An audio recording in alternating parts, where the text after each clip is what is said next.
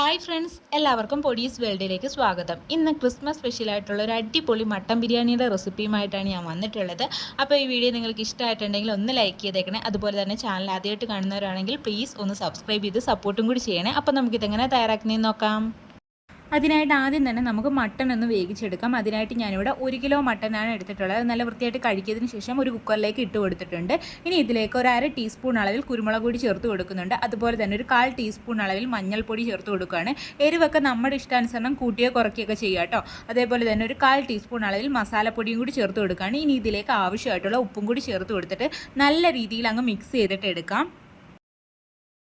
അപ്പോൾ ആദ്യം ഞാനൊന്ന് മിക്സ് ചെയ്തെടുത്തിട്ടുണ്ട്. ഇനി നമുക്കിതൊന്ന് അടച്ചു കൊടുത്തിട്ട് ഒരു 3 വിസിൽ അടുപ്പിക്കാം മീഡിയം ഫ്ലെയിമിൽ. എന്നിട്ട് ഇതിൻ്റെ പ്രഷർ കംപ്ലീറ്റ് പോയതിന് ശേഷം ഓപ്പൺ ചെയ്തിട്ട് നോക്കാം. നമ്മുടെ കയ്യിലിരിക്കുന്ന മട്ടൻ്റെ അനുസരിച്ചിട്ടിരിക്കും ഇതിൻ്റെ ഒരു വിസിൽ അടുപ്പിക്കുന്നത്. കാരണം ഇളയ മട്ടനൊക്കെ ആണെന്നുണ്ടെങ്കിൽ കുറവ് വിസിൽ മതിയായിരിക്കും ഇതൊന്ന് കുക്കായി കിട്ടാൻ വേണ്ടിയിട്ട്. അടുത്തതായിട്ട് ഇതിലേക്ക് ആവശ്യമായിട്ടുള്ള ബിരിയാണി അരി നമുക്കൊന്ന് കഴുകിയെടുത്ത് കുതിർത്ത് വെക്കാം. അതിനായിട്ട് ഞാനിവിടെ 4 കപ്പ് ബിരിയാണി അരിയാണ് എടുത്തിട്ടുള്ളത്. അത് നല്ല വൃത്തിയായിട്ട് കഴുകിയതിന് ശേഷം നമുക്ക് കുറച്ചധികം വെള്ളത്തിൽ സോക്ക് ചെയ്യാൻ വേണ്ടിയിട്ട് വെക്കാം. ഞാനിവിടെ ഒരു 20 മിനിറ്റ് നേരത്തേക്കാണ് സോക്ക് ചെയ്യാൻ വേണ്ടിയിട്ട് വെക്കുന്നത്. അടുത്തതായിട്ട് അരി കുക്ക് ചെയ്യാൻ ആവശ്യമായിട്ടുള്ള വെള്ളം ഒന്ന് തിളപ്പിച്ചിട്ടെടുക്കാം. അതിനായിട്ട് ഒരു ചരുവത്തിൽ കുറച്ചധികം വെള്ളം ഞാൻ എടുത്തിട്ടുണ്ട്. ഇനി ഇതിലേക്ക് ഒരു ബേ ലീഫ്, ഒരു ചെറിയ കഷ്ണം പട്ട, 3 ഏലയ്ക്ക, 6 ഗ്രാമ്പു എന്നിവ ഇട്ട് കൊടുക്കുക. ശേഷം ഇതിലേക്ക് ആവശ്യമായിട്ടുള്ള ഉപ്പും കൂടി ചേർത്ത് കൊടുക്കുക. ഉപ്പ് ചേർക്കുമ്പം കുറച്ച് അധികം ചേർക്കുക, അതായത് ഇത്തിരി മുന്നിട്ട് നിൽക്കണം ഉപ്പ്. ഇനി ഇതൊന്ന് അടച്ചു വെച്ചിട്ട് നമുക്കൊന്ന് വെട്ടി തിളപ്പിച്ചിട്ടെടുക്കാം. അടുത്തതായിട്ട് ഇതിലേക്ക് ആവശ്യമായിട്ടുള്ള ഉള്ളിയും കാഷ്യൂനട്ടും മുന്തിരിങ്ങയൊക്കെ ഒന്ന് വറുത്തെടുത്ത് വെച്ചിട്ടുണ്ട്. ഇതിൻ്റെ വീഡിയോ ഞാൻ എടുത്തിട്ടില്ല. ഇതിൻ്റെ വീഡിയോ ഞാനൊരു എഗ് ബിരിയാണിക്കകത്ത് ഇട്ടിട്ടുണ്ട്, ഡീറ്റെയിൽഡ് ആയിട്ട് പറയുന്നുണ്ട്, അതുകൊണ്ടാണ് കാണിക്കാത്തത്. അപ്പോൾ വേണ്ടവരൊക്കെ അതൊന്ന് പോയി ചെക്ക് ചെയ്ത് നോക്കണേ.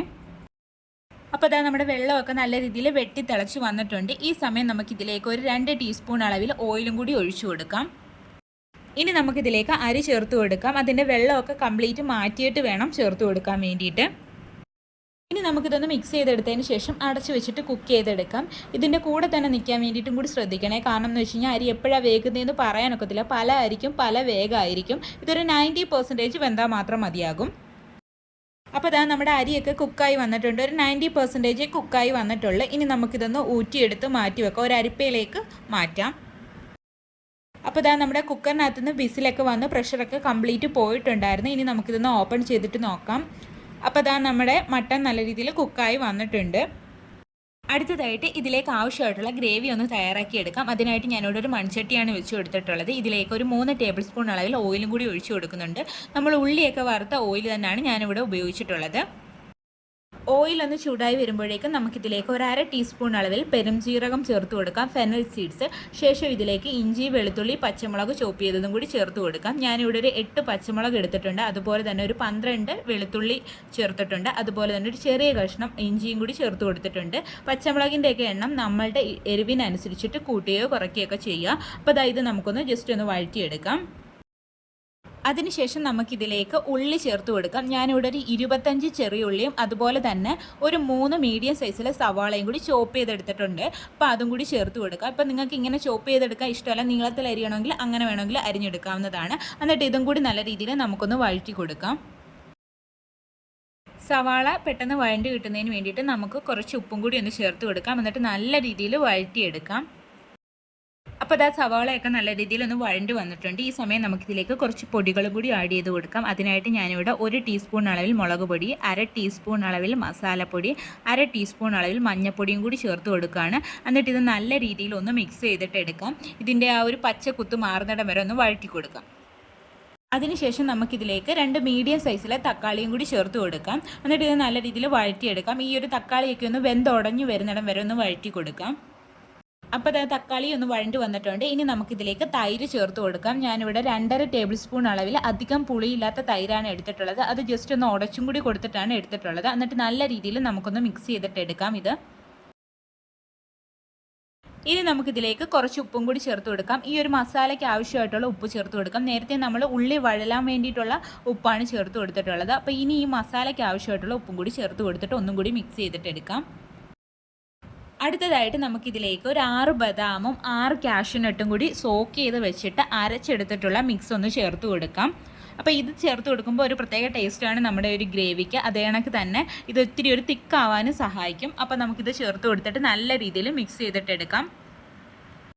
അടുത്തതായിട്ട് നമ്മൾ നേരത്തെ വറുത്ത് മാറ്റി വെച്ചിട്ടുണ്ടായിരുന്ന കാഷ്യൂനട്ടും ഉള്ളിയും കിസ്മിസും ഒക്കെ ഉണ്ടല്ലോ, അതിനകത്ത് നിന്ന് കുറച്ച് നമുക്കിതിലേക്ക് ഇട്ട് കൊടുക്കാം.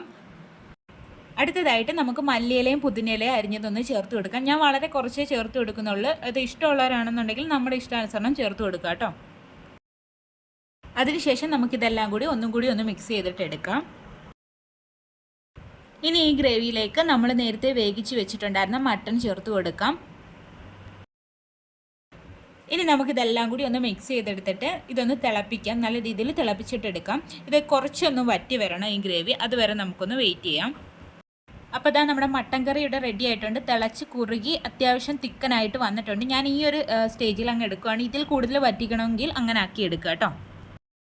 ഇനി നമുക്ക് ദം ചെയ്യുന്നതിനായിട്ട് ലെയർ ചെയ്തെടുക്കാം. അതിനായിട്ട് ഞാൻ ഈ ഒരു പാത്രമാണ് എടുത്തിട്ടുള്ളത്. അതിൽ കുറച്ച് നെയ്യൊന്ന് തടവിയിട്ടുണ്ട്. ഇനി ഇതിലേക്ക് നമുക്ക് മട്ടൻ്റെ ഗ്രേവി ഒഴിച്ചു കൊടുക്കാം. ഞാനിത് ഫുള്ളായിട്ട് ഒഴിച്ചു കൊടുക്കുകയാണ്. ഇനി ഇതിൻ്റെ മുകളിലേക്ക് നമ്മൾ കുക്ക് ചെയ്ത് വെച്ചിട്ടുണ്ടായിരുന്ന റൈസ് ചേർത്ത് കൊടുക്കാം. അതിനുശേഷം നമുക്കിതിൻ്റെ മുകളിലേക്ക് കുറച്ച് മല്ലിയിലയും പുതിനയിലയും കൂടി തൂവി കൊടുക്കാം. അതേ കണക്ക് തന്നെ നമ്മൾ വറുത്ത് വെച്ചിട്ടുണ്ടായിരുന്ന ഉള്ളി, കാഷ്യൂനട്ട്, മുന്തിരിങ്ങയും കൂടി ഇട്ട് കൊടുക്കാം. പിന്നീട് ഞാൻ ഇതിലേക്ക് ചേർത്ത് കൊടുക്കുന്ന കുറച്ച് പൈനാപ്പിളാണ്. ഇപ്പോൾ പൈനാപ്പിൾ ഇഷ്ടമല്ല എന്നുണ്ടെങ്കിൽ അവോയ്ഡ് ചെയ്യുക കേട്ടോ. അതേപോലെ തന്നെ കുറച്ച് നെയ്യും കൂടി തൂവി കൊടുത്തിട്ടുണ്ട്. പിന്നീട് കുറച്ച് മസാലപ്പൊടിയും കൂടി ചേർത്ത് കൊടുക്കുകയാണ്. പിന്നീട് വീണ്ടും ചോറ് ഇതിലേക്ക് ഇട്ട് കൊടുക്കുകയാണ്.